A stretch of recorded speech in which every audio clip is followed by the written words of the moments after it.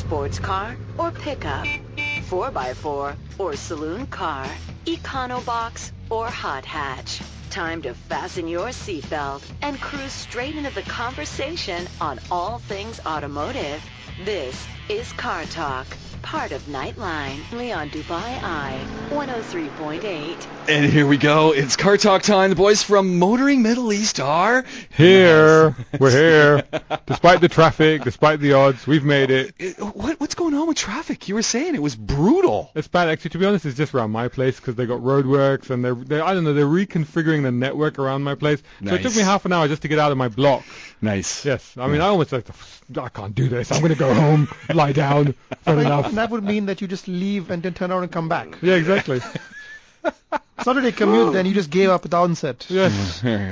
If you're wondering what you've tuned into, this is Car Talk. We talk about cars.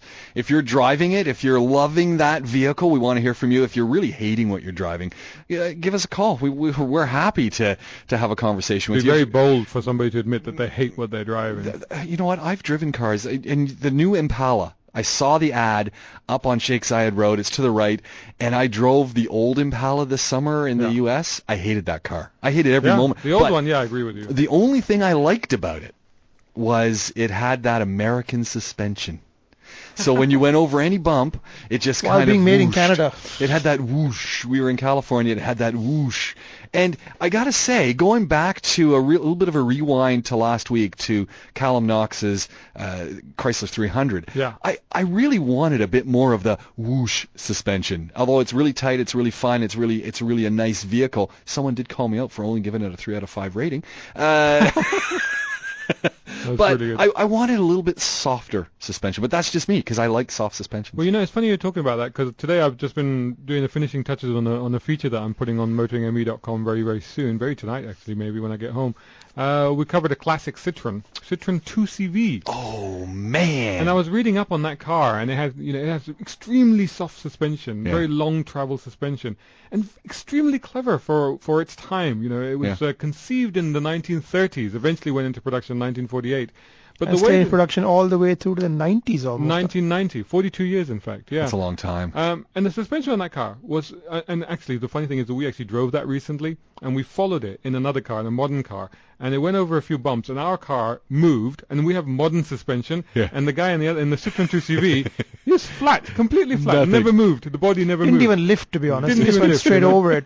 And the way that they've done this, because I was reading about this today, is that they actually it's got independent suspension, which at the time was amazing in itself. Yeah. But not only that, but they have actually somehow got a rod that connects the front to the back on each side. Interesting. So as the front goes up on one side, it pushes the back wheel down. Interesting. And then vice versa. So it's like a cantilever. Yeah. So basically. Very so interesting. to try and keep the body level. It's He doesn't sound interested.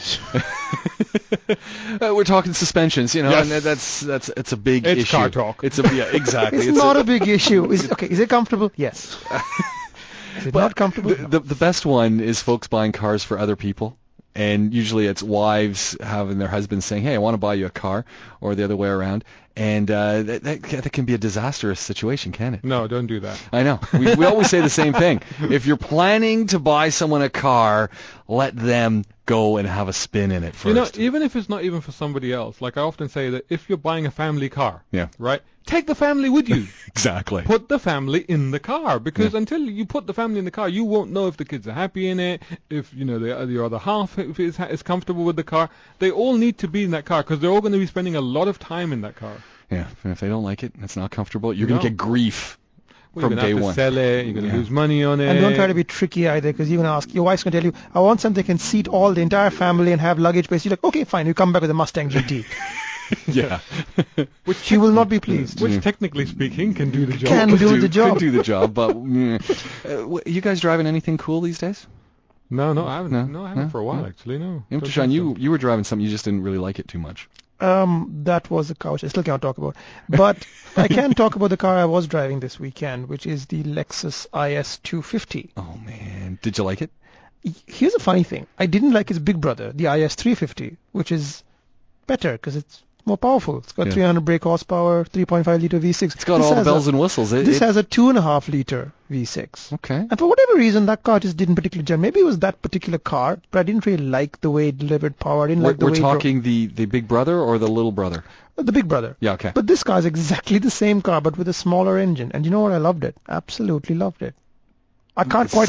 Silence in the room. Well, it's weird, because I was expecting him to hate it. I was expecting him to call me up on after the weekend and say, God, I'm glad to get rid of that thing. Because he hated it. He really didn't like the other one. He genuinely didn't like the other one. He didn't like the other one. So I thought, well, this is now with a smaller engine. He's not going to like that. And then he called me up and he goes, this is really good. I'm like, yeah, that's what I've been trying to tell you since I went to Do you think I maintain I don't like the IS350, but I like the 250. That's interesting. And it's, size... Same car, just a smaller engine, really. Yeah, but that one, by comparison... It feels like it's a bit too much power, whereas this one is just right, Goldilocks style. You can rev it out. Goldilocks style. You can I've never heard that. What does that mean, Goldilocks style? It means in a range of cars, this is the one that has the best fit for you. It Okay. fit me like a glove. It just means he's trying to craft that into a headline. Yeah, Totally. It sounded like it. Goldilocks Lexus. I mean, you can use all of the power. This is rare in a car these days. It's not too expensive. It's like 150,000 base price. And it's 175 for the F Sport version I drove. But you can pretty much use all of the power. You can go around a ramp and absolutely floor it on an off-ramp. Hold on. If I'm on Sheikh Mohammed bin Zayed and I need to get around a truck, this is going to do the job. I can pedal to the metal. It won't be as fast as the 350, and you will have to lay into the throttle, so you'll have to use more of the rev range. But it's not slow. Okay. It's perfectly adequate. How much horsepower has it got?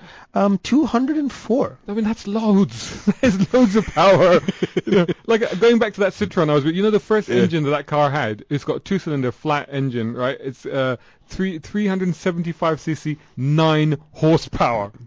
9 horsepower. And we're sitting and moaning about, it's only got 205 horsepower. 205, that's nothing. Yeah, but the car weighs like 1 billion tons in comparison. It has so much safety kit. You know what I like about this car is that this is what the problem with 350 is, that one is more geared towards performance. This one, you can just sit in traffic and it's not really goading you on to go faster, and you can appreciate what a nice, pleasant place it is to be. The cabin's really comfortable. The stereo is excellent. The seats are some of the best in the class. Really? It's a good little comfy runabout, really. I mean, honestly speaking, the 350 is a good car, I'm sure. I mean, if you're Shazad. But if you don't have to buy that car, this is actually the better buy in the range because it does everything you want. You've heard it from Motoring Middle East. The better buy in the range, IS250. Yeah. Well, I'm still waiting for the IS460.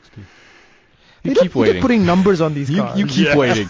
You keep waiting as long as you want. The IS470, the IS950. This is Car Talk. Boys from Motoring Middle East are in the house. If you've got questions, something you want to throw onto the table, this is how you can do that. Here we go. It is indeed Car Talk. Motoring Middle East in the house. We're talking about the bucket of bolts you're driving, or the thing that you would love to be driving, and there's lots of cool stuff coming out on the roads.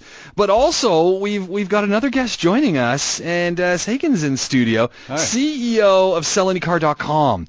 And you've probably seen the banners on Sheikh Zayed Road, just about Mall of the Emirates, isn't it? If you're going by that flyover. It's right at the Palm exit. There we go. 30 minutes, you can sell any car and get through the hassle. Was on the website checking it out because it's we frequently get questions here on the show asking about that. And we used to talk about prices of cars, and you guys have kind of got it worked out. How does the whole process work? Walk us through it. So what you do is you go to sellanycar.com. Yep. How the name says is you can sell any car in 30 minutes actually. So what you do is you go to the website, get an instant valuation for your car by just answering 6 basic questions about the car. Year, mileage. Yeah, exactly. Like make, model, year, mileage, body type, kilometers. Actually what happens is then our database will give you an approximate value for your car. You book an appointment in one of our nationwide branches. Actually, we're now international in 3 countries. And when you come for a free car inspection, within 25 minutes, we would have conducted a final inspection for your car. The last 5 minutes will be the offer process. So all in all, within 30 minutes, we will guarantee to buy any car and pay you instantly, either cash or through bank transfer. Nice. Yeah. And even if the car is financed, damaged, we take care of everything. Is there a limit on the age of the car or the mileage? No, that would really defeat the purpose of the name. So, and Well, it's I don't know. She's selling a car. So if I bring you a 20-year-old thing with 500,000 kilometers, say I bring you an old taxi, would you buy that? He's gonna 100%. He's gonna peel off a 5 dirham note and say, "Here you go." It happens. Sometimes, it's worth more than 5 dirham. So what? 7 dirhams. Well, yeah. Some cars are more of a liability than actually a value, but we still would buy it. We could take care of all the process, so the headache. And what do you do with all these cars? We actually don't sell them back to the public, so we have distribution channels. Usually, like 100% of them are businesses. Okay. So it will be traders, wholesalers, either locally or even internationally. So you're selling them back into the trade? We do. We Okay. do, but in bulk. We have auctions. We have the bulk deals through the traders and wholesalers usually. So how are you making money? Because if you're buying cars from a punter that's selling it, yes, and then you're selling it back to trade, and the trade obviously they want it as cheap as possible because they're Didn't say going how to much sell he's it. buying them for. He didn't say how much he's buying them for. No, it's let me explain it. So what happens is when we actually buy cars from consumers, we become the voice of the consumers, but in a much stronger way. So when we go to the trade, we tell them, look, the cars has been already inspected. I solved your sourcing problem in volumes, and I have actually provided a marketing service for you, because if you wait in your $1 million showroom for walk-ins, you can maybe get 10 a day, and then you're really good. We get over 600 appointment requests a day. So that's a phenomenal number.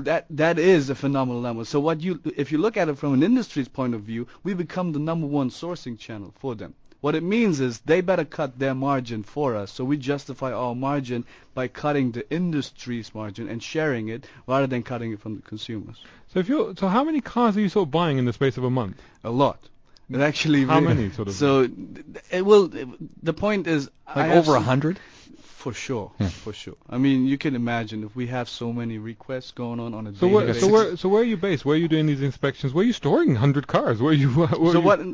So we are based in Dubai, in Abu Dhabi, in Sharjah, in Saudi Arabia, and over 10 locations, even in Turkey, in Istanbul and Ankara. So we have expanded geographically and continue to do that. In terms of storage, we have warehouses where we store it, but we sell cars extremely fast. With predefined agreements, we know which distribution channels to go with. So we rather just intermediarily store cars and actually just wait until they get picked up. Okay, and one more question for me. In the valuation process, yes. you say you're doing the valuation yourself, so you're not using a service, you're actually evaluating cars yourself. That is correct. Is that based on the market rates for private sale or trade-in sales? That is the price we will give you, more or less. Yeah. So it's basically what you can expect, and that's our #1 task. But what I mean is that where does it come in? So, for example, as a private seller, is it the price I would expect to get as a private seller, or is it the trade-in price for the dealer, or where is it sort of coming into that? So what we see is if you look at it from a consumer's point of view, you would more or less be around 10 to 15% below the wish list price, as we call it. So probably private sale price, below the private sale price. But pre-negotiation. Right. So usually when you go to classifieds, you will see a price which is kind of pre-negotiation and more like a wish list, while we already cut the BS and say this is what you're going to get. Okay. More or less. So is there much room for negotiation, or is there one price, that's it, take it or leave it, when you offer value a car? So we believe the price we give you should be and is the no haggle price. Okay, so it's a no haggle price. It definitely is. And so if I'm coming to sellingcar.com yes. and I go and get it inspected and you throw the no haggle price down in front of me, obviously I can walk away. You can. It's 100% free, and more importantly, what we don't want is we don't want to further waste your time. Right. So the whole reason why this business is so successful is because we have cut the time wasting part of selling used cars. So at the end of the day, if you really want to sell your car during your lunch break, you can, and we will tell you this is more or less what you will get on our website already. And this is one of our real challenges and opportunities to be as close as possible online. And when you actually see that price, all you have to do is show up or even send a driver and sell your car. And we are now certified in all the Emirates, and actually RTA has verified us that they actually can sell their car in our offices. So you don't have to even go to the RTA. So you handle all the paperwork and everything? With one signature, you can transfer your title of the cars in our offices. What about cars with finance owed on them? If there's a finance on it, the bank has a right on it. So what we need to obviously do is to clear the loan, right? So what we do is we send the driver with you and actually pay off your loan. Right. And once the car is cleared, and there's different procedures for each bank. Some banks have instant releases. Other banks need a few working days. But as soon as the car is released, it's done. Because you have already signed the purchase agreement, which is pre-verified by RTA. Having said that, you don't have to even worry about the rest of the process. We will take care of that.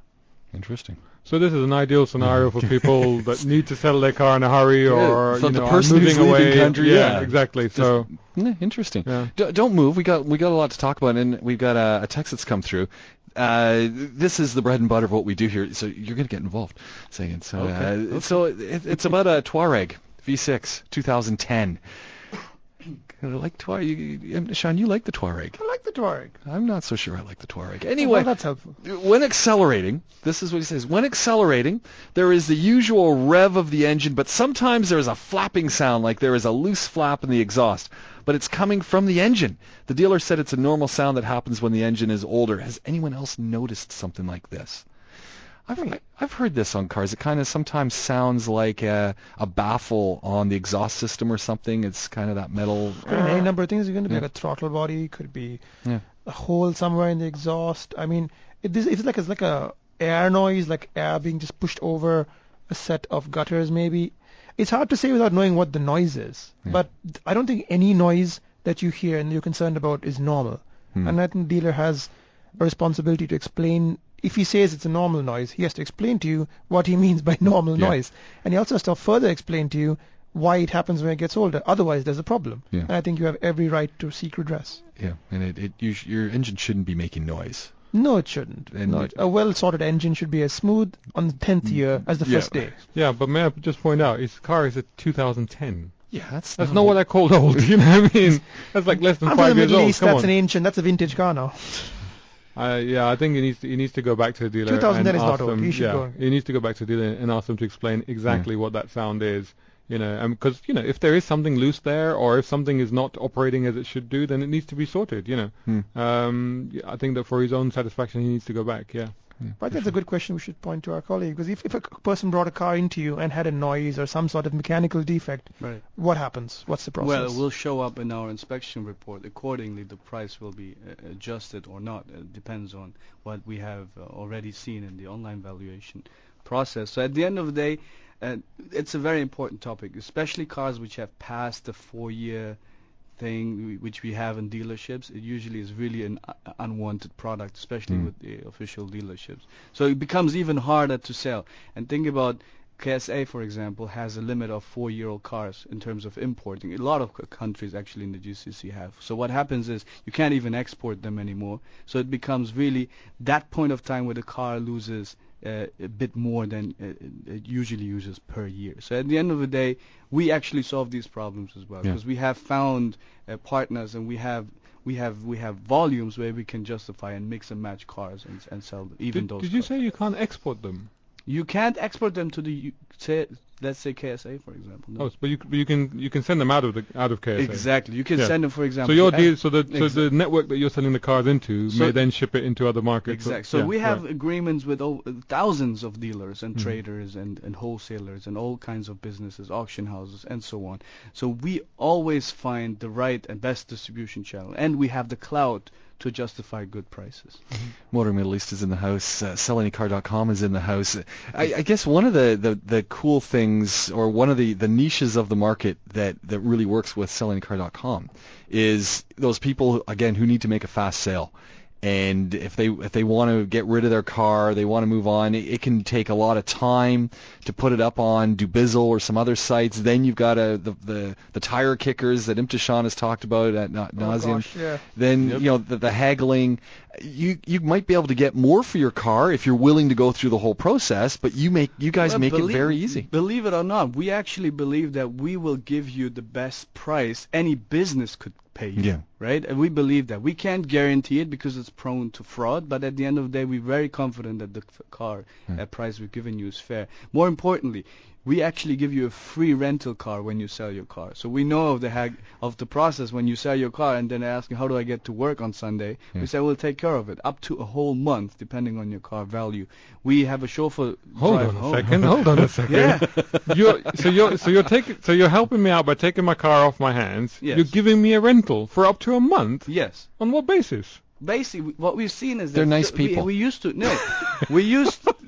I could justify it. I could justify it. No, I want more than that. No, that's not, that won't cut it. No. So what happens is, first of all, we've seen that we lost certain deals because especially certain kind of people said, well, I need a car. And we said, okay, let's solve this issue. So we went out there with our business development department and said, how do we make it work? So we found one of the largest rental car companies to partner up with. We said, we're going to give you a volume you never had before, probably. And we're going to probably give the customers or the sellers in these cases a car which is enough to drive. It's not going to be a luxury car. No, so the likelihood of them extending the period or upgrading is relatively large. So you actually have potential to make full margin on these upgrades or extensions. You have the choice to get a new lead. So is this offered to everybody that sells a car, or is it to a certain price band? I think the threshold is around 5,000 dirhams worth of car you have to sell to us. You will already get a 1 week free rental car. So if I bring a car to you worth about 8,000 dirhams, you get a week free rental car. And if you bring a 100,000 or 60,000 dirham car, you might get up to a whole month. It's extraordinary. That can work. There are interesting things out there. Sellanycar.com in the house. I'm just thinking, when did you start this company? It was around 15 months ago. 15 months ago. See, if you were around in 2008, 2009, you would have made an absolute killing at that time. I was busy with time machines. They can't go back and do it, but yeah.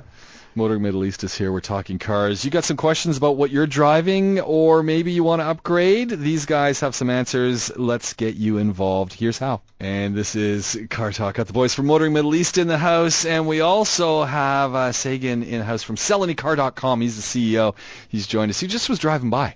I thought maybe he was just driving by. Car Talk. Driving people off the road now. Yes. Aslam's downstairs waving him in. Hey, come in. You know something about cars? Yes, come in. We talk. Yes, it's a program called Car Talk. Yes. You see, it's that simple. I gotta say, Imtishan, I was just trolling the internet today. Last week. You're the troll, are you? Yeah, we were talking about the Miata MX-5, and seems to me there's some specs out now for that thing. I want one. Oh, you want one? Yeah. Really? Yeah. I don't. 2016 Mazda MX-5. I want one. I don't. Doesn't have enough power. I'm not concerned about the power. It just looks nice. You know what? For once, I'm going to side with James on this because I really don't give a darn about What do you mean for once? I think this is the first time. This is the first time. Since last week. Yeah. First time since last week. To be honest, can you reveal how much power this has got? It's got two engines. The base is only one car. One engine per vehicle. Two engines in two different specs available in two different continents. So Japan gets a 1.5 that makes 129 horsepower. 129. That's a lot. You were just talking about it's 1,000 kilos, this car. It's 100 kilos lighter than the old one, which is already a light thing. This is a sports car. It's convertible. Yeah. Isn't that supposed to be a fast... It's got a convertible. Yeah, it's convertible. It's brilliant. I'm talking to a listenership out there that complained when the 86 was launched here with 200 horsepower. And they don't know anything. Don't worry about it. Yeah, they have no idea. We've just alienated all our listeners. It's fine, but I promise you got to drive a Miata. And to be honest with you, I don't understand people who complain about fastness in a Miata. What was the other engine? It's a 2-liter engine, 4-cylinder. Basically the same. Sky Active I/4 engine. It's 155 horsepower, which is actually less than the one I had, which is 167. Well, hang on. That's going backwards. You had an older one. This is a new one. It's got less power. Yeah.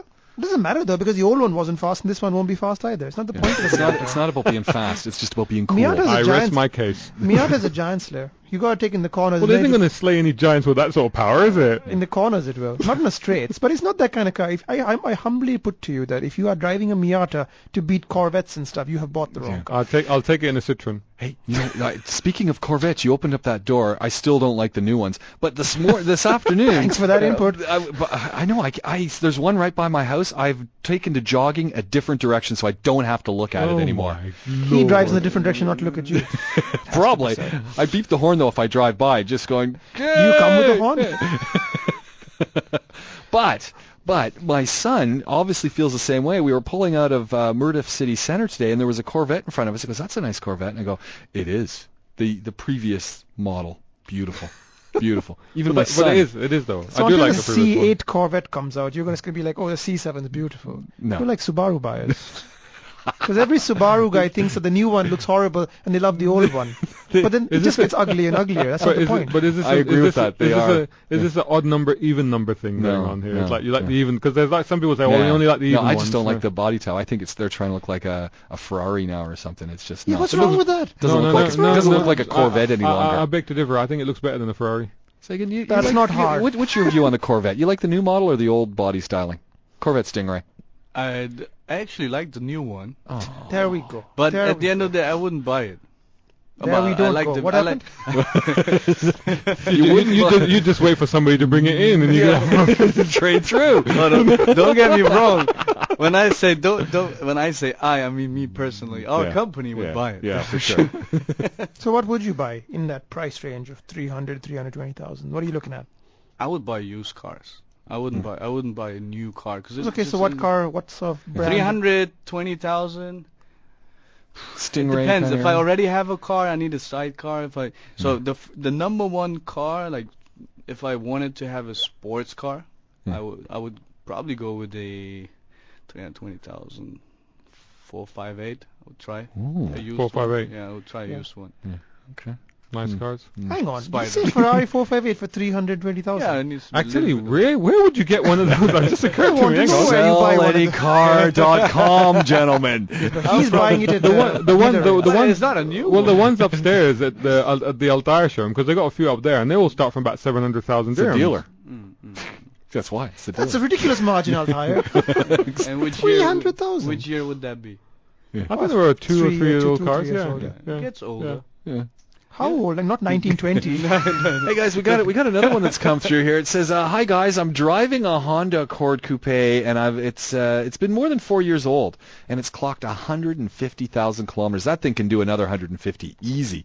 He says, "Now I'm thinking about going for a new one, probably a new coupe. Any suggestions? Do you think I should go for the new one? Not? Should I go for something else?" Well, hang on. He just said he's got an Accord Coupe. He's going for a new one. He's thinking maybe. Oh, okay. Yeah. Well, New coupe. He just says new coupe. Just get the new Accord Coupe then. Yeah. Or because some people like to stick to the Honda brand, don't they? I'm thinking if he's done 150,000 in the Honda brand and he likes the Accord, why would you go for something else? Exactly. But I'm also thinking if it's only 4 years old and he's got 150,000 on it, why wouldn't you just keep driving it until it's dead? Well, it's a long way from dead. Let's be honest. That's what I'm thinking. That car is, that's unless it has a funny noise. Unless it's got funny noise coming out of the exhaust. No, that car is fine. That's going to carry on for a long time to come. But let's assume he wants to buy a new car. This is actually a tricky one, I reckon. Because what else is in that coupe segment? I mean, the Nissan Altima Coupe doesn't exist anymore. No. And the 86 is a smaller car. I mean, what really exists in that little segment? Well, there is an Accord the Veloster. Coupe. Apart from the Accord Coupe that he's already got, what's an alternative to that car? That's a tricky one. Bicycle, maybe? I love that. Ferrari 458, I can tell you. A 15-year-old Ferrari 458. Let's head to the phone lines. I think we got Abdullah joining us. Good evening. Welcome to Nightline. Hi, good evening, James. Good evening, gentlemen, as well. Good evening. Hello. So you had a question. I did. So shoot it. And the question is that, so my brother got a X5M 2010, 100,000 kilometers on the clock, and the car is out of warranty. Now, my question is, we would like to sell it, get an LS instead of that. What price range am I looking at? So you want to get rid of the X5M and you want to get an LS? Not an LS, actually an LX 570. Oh, an LX. Okay. Yeah. And what kind of price range? We're all looking at each other going, I don't know. Well, we don't really do valuations, but we have a man here who does. I don't know if you can He would be of an asset. How much are you going to offer this bloke? I'm not a human database. Should be this much. Well, you can sort him out, can't you? We definitely can. Just show up. Yeah. Just sell any. So how does he go about doing this then? So he just goes to the website. Uh-huh. What's your name again?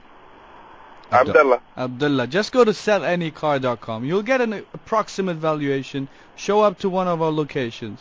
We'll give you the cash, and you go buy any car you want, anywhere you want. I think that's the easiest process. Yeah. Sellanycar.com. It's a pretty easy process once you put in the basic details. It sends you an email, doesn't it, with the basic? It actually shows you right away on the site, and then you get an email. It gives you a ballpark anyway. It takes like 15-20 seconds. You'll get a ballpark figure, definitely. Yeah. And give it a look. Okay, so from to, yeah. Yeah, see what you think. Okay. All right. Awesome. Thanks for that, man. No problem. We'll talk to you later, man. Have a good one. Yeah. Bye. You too. Bye. You see, we're helping people all the time get things sorted out. Good question. Is it possible to import a right-hand drive car into the UAE? It's possible to import it. It's not possible to register it. You can keep it in your living room and look at it. So because, for example, there are right-hand drive racing cars that people use because they've just bought it purely for the purposes of racing. If the car is older than 25 years, then yes, because you can register it as a classic. There are companies who change the we don't recommend that. But they don't. I don't either. But No. they actually do it in free zones, Yeah. and then they re-export it to the other countries. Yeah. Let's give this Bradley like to get a British version of the Evo 9. It's much too new. You'll never be able to register it. And as Shazad said, the only entity that registers cars pre-1982 is the Sharjah Classic Car Club, and Dubai now through their Classic Car program. Well, I'm quite intrigued. Why does Bradley want to get a British version of the Evo 9 for this market? When you can get an Evo 9 You in can this buy market. an Evo 9, Evo 10 here. I think he may be concerned about the quality of the cars he's finding, because most of them are modified. I've never been able to find an Evo 9 that's stock. It would be really and well hard looked after to get. It would be very hard to get an original one because they nearly always modified those cars. But on Can the I other say hand, generally badly? well, no, some of them guys do it really well. But the ones that are well nicely. don't sell it. Yeah, they don't sell it. They hang on to it. But my other concern would be, of course, the car being homologated for the British market. The cooling and stuff wouldn't be up to scratch for this market. Don't forget we're in the GCC. It's much hotter here, and we're running turbos. So yeah, it's going to be I don't know. It's a difficult one, that one. The answer is no. Yeah, You can't just go actually down up there and buy an Evo 10 while it's still or got them. Subaru. Subaru prices are lower generally. So I know it depends which size religion. You just dissed Subaru recently, like maybe 7 minutes ago. What? What? No, WRX Evo, I mean, it depends which side of the religion you fall on. Yeah. So maybe he doesn't want WRX, but the prices for Subarus are a bit lower in this market, and you're probably able to find a good one at a cheap price. Motoring Middle East is in the house. This is Car Talk. Get in touch. And you are listening to Car Talk. This is the show that has Motoring Middle East in the house, as well as sellanycar.com. No other show. No other show on the planet. Exclusive, exactly. He's the only one that asked us to come. Yeah, basically.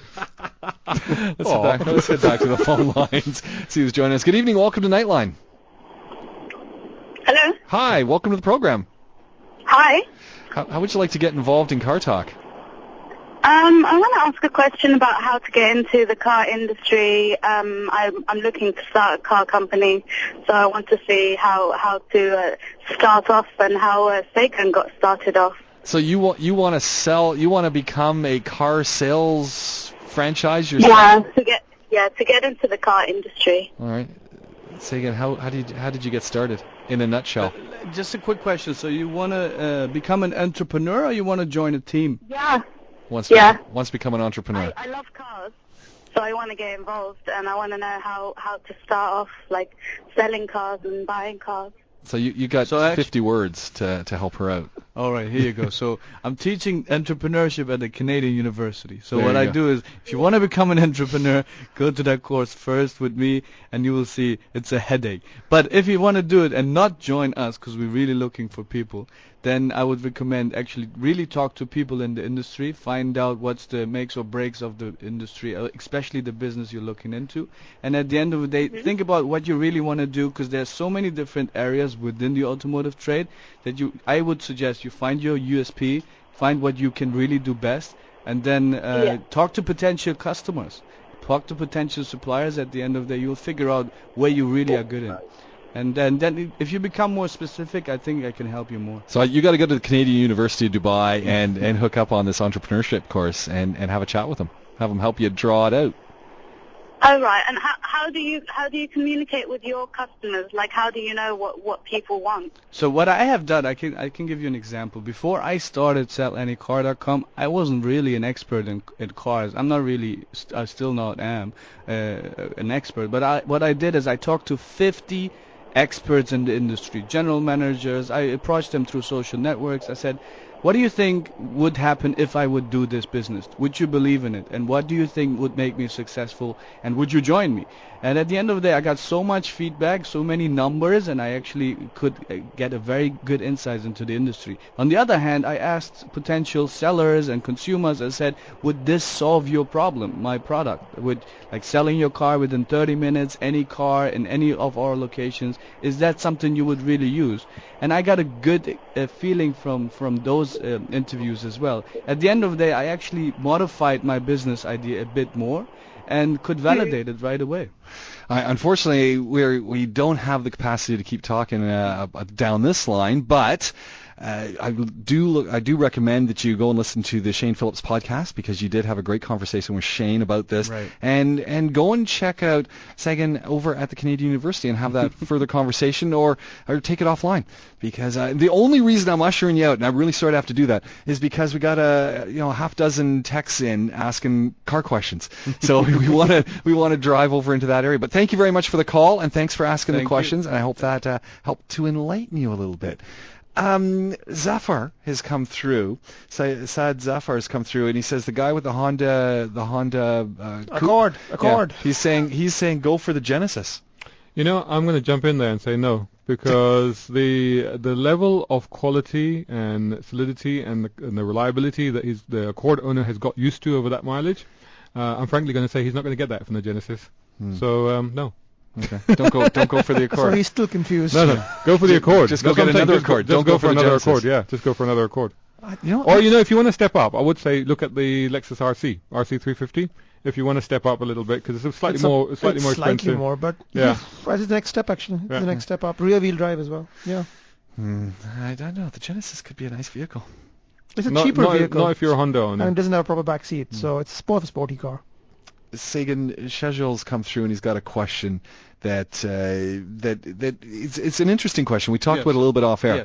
So he said he's just tuned in. He says he's got a quick question. A friend of his was selling his car a couple of months back, and he went to SellAnyCar.com's online quote system, which is the first place we go. And he said that the quote that he got from the online service was almost 10,000 dirhams less than what Automall or the Nissan Pre-Certified service was offering. And you had a reason to account for that. Yes, that's a very important point. Actually, we just addressed that last week. Some of our online valuations are a bit off. You can imagine there's no such thing as an exhaustive database you can just connect to in the Middle East. So we have to build it. And we have done tens of thousands of inspections, and every single inspection actually makes our database even better. But some of the cars actually are still not very accurate. So what we've done is we've added a link, and it says, if you think this valuation is inaccurate, please tell us and fill in your value you believe is correct. So the online valuation is by no means the final value. So if you come to us, and especially 20% of our sellers, they get a higher price when they actually show up to an inspection, because we see the actual trim, we see the actual extras in the car, and we can appreciate those. So I wouldn't recommend just being demotivated by the online valuation right away. I would always come for a free car inspection. What are you going to lose? It's free cars inspection. You will get an offer which you can accept or reject on the spot. There you go. So it can all work. So go and check out the prices of the vehicles. Go and actually have the. And the what we are now inspection. currently working on is just very important. Some of our cars will be with a batch online which will say guaranteed valuation. Nice. If you see those, that means you will guarantee get those prices with a few assumptions we mentioned in the disclaimer. Very interesting. Yep. Going back to some car recommendations, what do you recommend between an Accord, gentlemen, a Camry, or an Altima? Is the build quality of the Ultima as good as the other two? I'm inclined to go for the Ultima, but not sure. Well, to be honest, I don't think build quality is an issue between those cars. They're pretty much on par. Bad about the Ultima. Yeah. If he's inclined to They're go all for the Japanese Ultima, cars. I'd go with the Accord. Well, I was going to say, look, if he's inclined to go with the Ultima, he should follow his instinct and go with the Ultima. Having said that, there's a new Ultima on the way. Yeah, it might be worth waiting. Yeah. So I mean, not that the current Ultima it's a little bland, actually. Yeah, I think, and the new one, it's a nice car, but the new one, which we got a glimpse of at the American, there's a little football game. That's a Maxima. There's a Maxima. Oh, No, are you sure? It's Maxima. It's a Maxima. But anyway, I would wait for a new one. Yeah. Accord. I would go with the Accord. Yeah. I'm going to be the dissenting voice. I like the Camry. The Ultima is actually the most common car in the UAE. It is quite common, yeah. Yeah, we've just seen it. It's the most valuated car we see. Really interesting. All right. So Or it's the most number of people trying to get out of it. Well, we got one more. Thinking about getting a pickup truck, and the question is Ram, Silverado, or do I head for some other GMC product? Well, they've got good prices on Ram at the moment. 145 gets you the 4x4 single cab, 3 seats across, jacked up high. Yeah. Beautiful. 145. It's a great car. But having said that, the Silverado and the Yukon's slightly more expensive, but Silverado is pretty good as well. I've seen them all side by side. I'm thinking pickups though, so I'm thinking Silverado or GMC. GMC Sierra. Sorry, GMC Sierra. Yeah. But again, that'd be priced higher than the Silverado. I'd go with the Ram. Ram tough. In terms of value, I think the Ram you can't beat right now. Because I think in terms of luxury, Silverado's nice. I like the Sierra because it has the folding steps, and I like the folding steps. So why is there no Ford in this mix? That's what I'm wondering. Because everybody knows there's a whole new set of those coming soon. So and not to mention, I think the problem with Ford out here is that Ford isn't as well known as a pickup truck, even though it's quite paradoxical because in the US they are the originator of the pickup truck, but out here they aren't as popular. And I think that's a mistake because the car is, of course, excellent, like all the other choices. So yeah, think about a Ford. I mean, they are one of the best. No, wait for Ford. But think about the new Ford F-150 coming very soon. But I think Imtishan is right. If you want luxury and you like your goodies, then go that way, GMC Sierra. If you want value, then head down to. It's important to point out that you can get a very high luxury Ram. You can. I'm telling you, the Ram is just beautiful. So they're all so close. Pick which one calls to you. It is, and the one that's got the lift kit on it, sitting right now in the showroom over there at Trading Enterprises. I thought we don't like modified cars. No, it's factory. Yeah, that's great. It's factory. Factory. I like it. Right. Okay. I officially endorse it. It's beautiful. 145. It's got my name written on it. If I can only convince my wife that the Ram we James. need it. That's right. You totally need it. Totally. Yeah, you totally. do. Yeah, absolutely. The Motoring Middle East has pronounced that you need this. Gentlemen, we're out of time. I know. Sagan, absolutely. There's more questions coming in. I know. Fantastic to have you in studio. SellAnyCar.com. Nice. Thanks for having me. You've got fans. They want to know how you got into the business. So hopefully we drum up some support for over at the Canadian University of Dubai as well. And thank you very much for having me, guys. Thank you very much. Really appreciate you coming in. And boys from Motoring Middle East, as always, great to have you here. And I recommend everyone to go and watch their videos. Oh, thank you. Online. They are truly entertaining and informative and just really, really well done. Thank you very much for saying so. Appreciate that, James. So go check those out. We'll post up the links to those as well. Gentlemen, thank you very much. We'll talk to you again very, very soon.